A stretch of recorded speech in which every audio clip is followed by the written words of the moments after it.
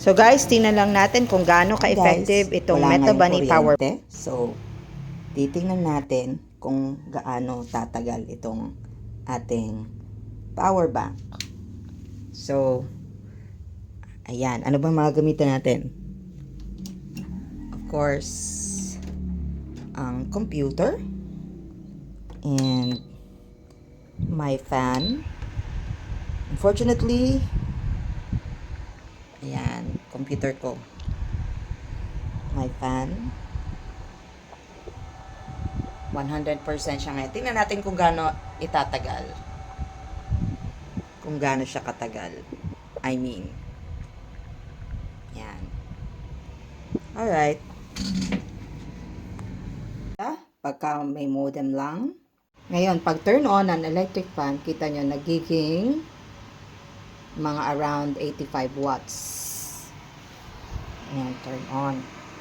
Ang cooler. I'm not sure lang kung electric fan ay okay siya. I mean, mas mababa yung woo! Okay, now turn on natin yung computer. Tingnan natin yung watts. Ayan, nakita nyo nagbabago, nagiging 200 watts. So, bumibilis. Doble. Mataas ang watts niya. May kasamang computer. So, natapos ko na yung 2 gabi ng paggamit itong super power bank. And around 200 watts ang kaya niyang i-handle. Ang 200 watts ay isang desktop computer. Cooler actually, air cooler yung gamit ko. And then, isang wifi. Yan. Isang modem. Tinatagal niya 1 hour. So, okay to kung halimbawa, yung area nyo hindi naman masyadong nawawala ng kuryente. So, kung may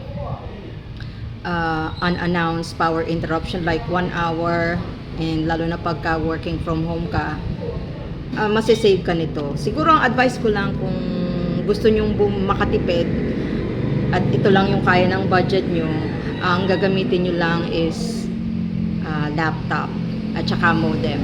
Tapos yung electric fan, kung may mabibili kayo na rechargeable, it's better para mas tumagal-tagal nyo siya gamitin. So yun lang ang masasabi ko. In a way, hindi to advertise.